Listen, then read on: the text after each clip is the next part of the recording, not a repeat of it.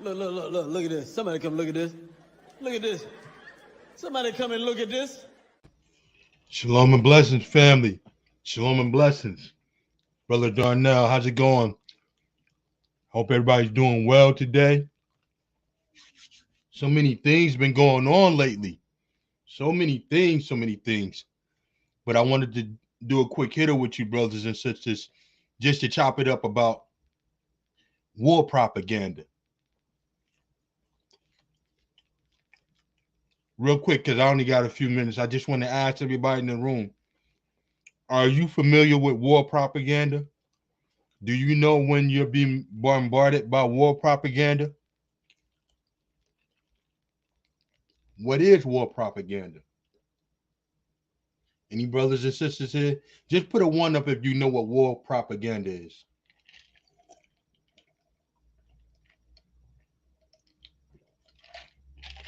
Put a 1 up. All right. Awesome. Now, there's been a lot of good things come out of the situation concerning Kanye West and Kyrie Irving's. One, the brother Ron Dalton, his net worth has went up. All praise, honor, and glory to the Most High, that the Most High is blessing that man's work, blessing the work that Israelites are doing, bringing the understanding and the conversation to a higher level, to a broader community of people to understand who we are. And hopefully the higher knowledgeable people, those with high scholarship and in deep understanding of the scriptures, as well as basic understanding, can open up dialogue and talk to a few people, you know. So you got to figure, you know, just by Kyrie putting that out and them going on the attack on Kyrie, you know, the Most High turned what they intended to be wicked into good.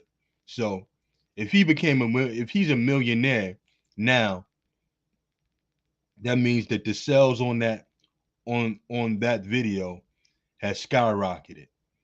So I want to say all praises, honor, and glory to the Most High for that. But also I want you brothers and sisters to take note of what's happening, because it's our time now. All right? It's our time, it's our opportunity to take hold of this situation and to make it bigger than Kanye West and Kyrie Irving. Now, back to war propaganda.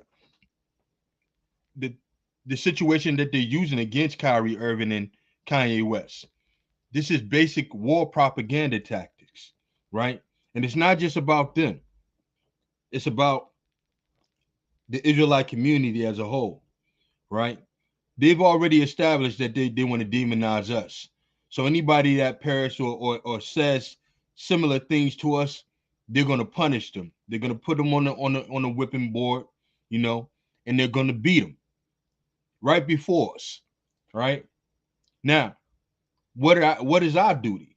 Our duty should be to stand against the system, to withdraw our support from their commerce, to withdraw our support from their companies, our financial support. All right. That's what I believe. But let me share what war propaganda is real quick with you brothers and sisters. Okay. And then I'm going to show an example of that, because there's no new thing under the sun. All right. Now, let me share this real quick. All right. So let me enhance that so you can see it a little bit better. Okay. There we go. And bring it down some. Right here. So this is what I'm reading. It said, what is meant by war propaganda? And it says, war propaganda is that branch of public relations devoted to manipulating people's attitudes towards a war or war in general, rather than engaging in open dialogue. Remember, rather than engaging in open dialogue, they look to manipulate people's attitudes towards a war or war in general, or the people that they're in war against, right? It says it includes both pro-war propaganda by governments and war industrialists, and anti-war propaganda by pacifists or enemy sympathizers. All right. So what we see going on here today with the labeling of people being anti-Semitic, it's war propaganda tactics. All right. Now, that man over there in Germany, he had similar efforts towards the people there when they wanted to bring, harm to them eventually. And it says in this article, American History Associations, it says war propaganda. It says the Nazis prepared for war from the moment Hitler came into power in 1933. In the feverish building up of German striking power, they had the support of the professional military men. The Nazis not only produced the weapons of war, they geared their economy for the strain of future conflict. They carry on political intrigues and promotes their purpose. Their propaganda machine had long been a going concern when Hitler when Hitler felt ready to strike at Poland, the first step in an ambitious plan to lay the world at his feet. All right. So I'm trying to look through this to see some of the things that they might have done, right? To actually promote their efforts, right? Now I'm going to skip down right here. He said they weren't fighting for a despot or royal house or money like the Americans. They were fighting for their country. About the same. All right, so here we go. And it said before American and French revolutions took place at the end of the 18th century, many armies fought in the pay of monarchies such as the Bourbons, the Habsburgs, the Hohenzollerns, or the individual leaders. They were mercenary armies. They did not fight for patriotic motives. They did not fight for causes. They fought because fighting was their business. No fight, no pay.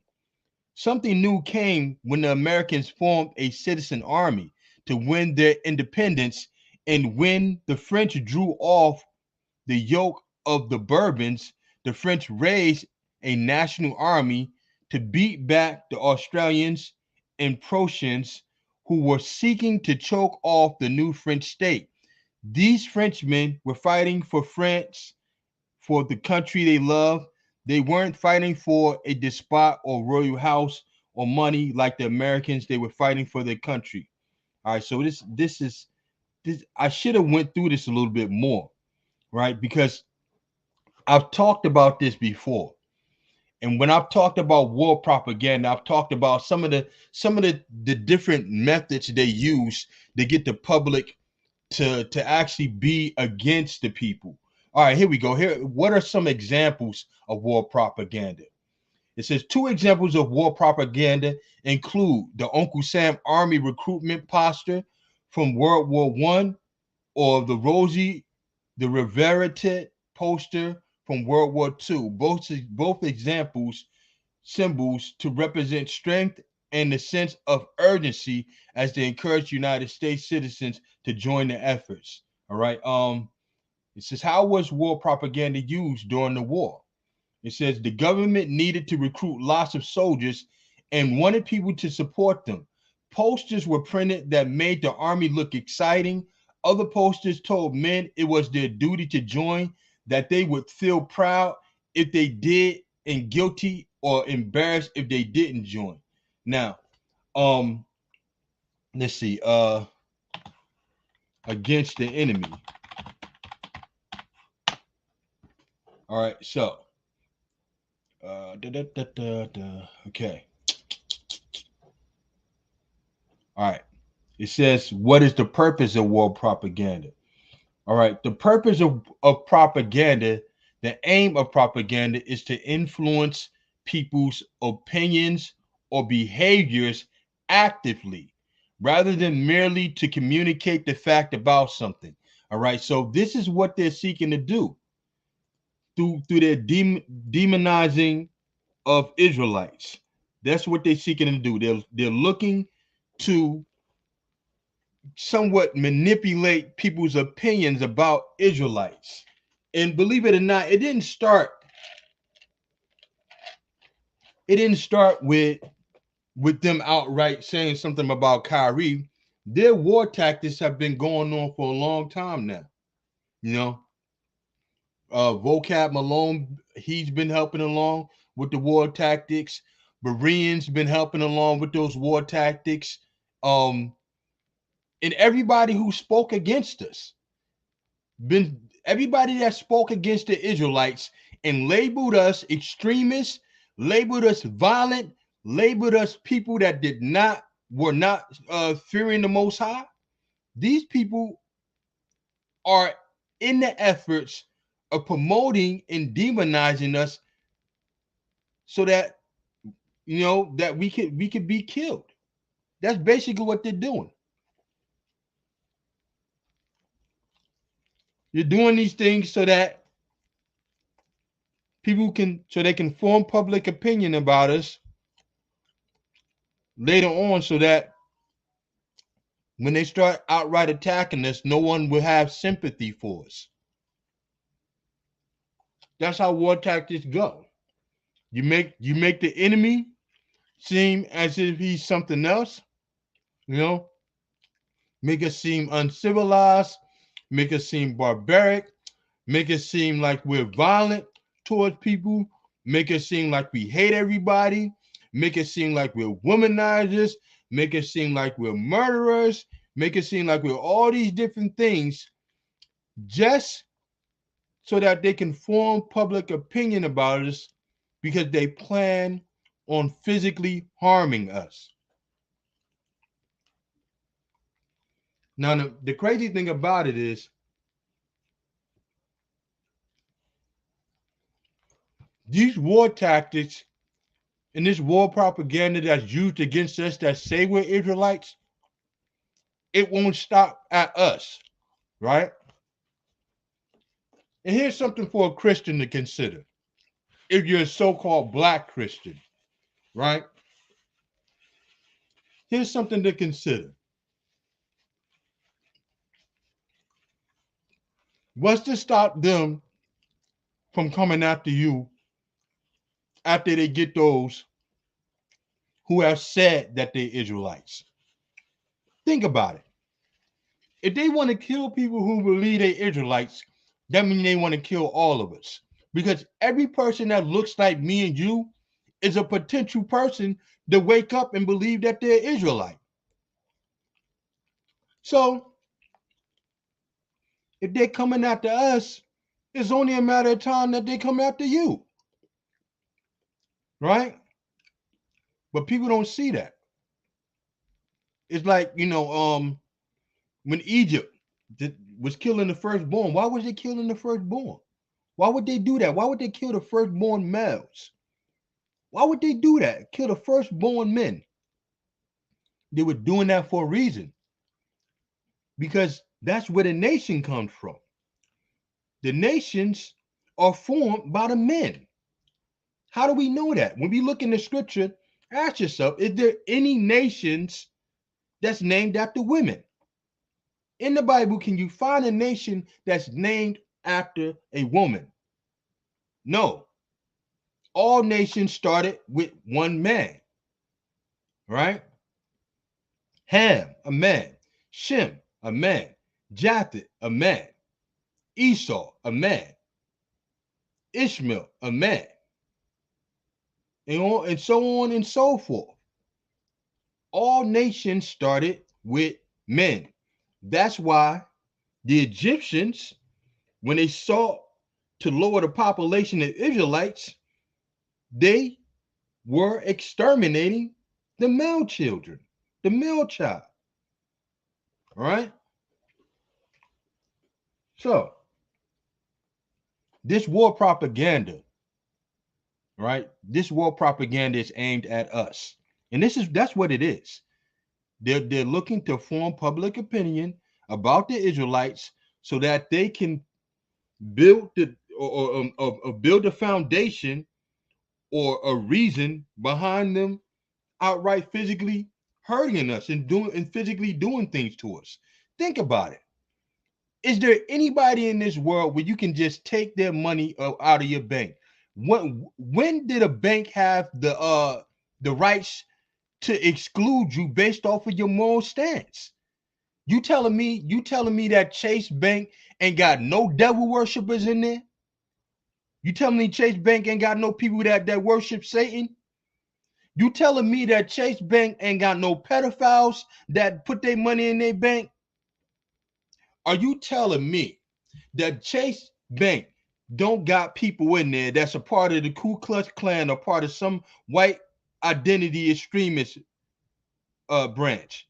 That's what Chase is telling you, right? But based off of what Kanye West did, they took his money and said you can't put your money here, right? Why everybody watching this, right? Yeah, and they transferred over a social credit thing, where if you look like me and you automatically don't have any credit, right? You look like me, you look like Israelites, your social credit is low. You can't get a car, you can't get a house. It's just another ploy to put us in degradation. And that's why I'm telling brothers and sisters right now, this opportunity that you see before you with brothers that are making money, take your opportunity and get on your grind. Get on your grind and do what you got to do. Most High bless you in your endeavors. Do the Most High's work, obey his statutes and his commandments, and you will be okay. But as for the brothers at SOT, we're going to continue to build and do things so that we can be there for our people, right? Be there for our families, be there for our people, you know? With that being said, this has been another quick hitter by your brother Bunya. Walk in faith, walk in grace, and walk in obedience, Israel. It's been another quick hitter. Shalom and blessings.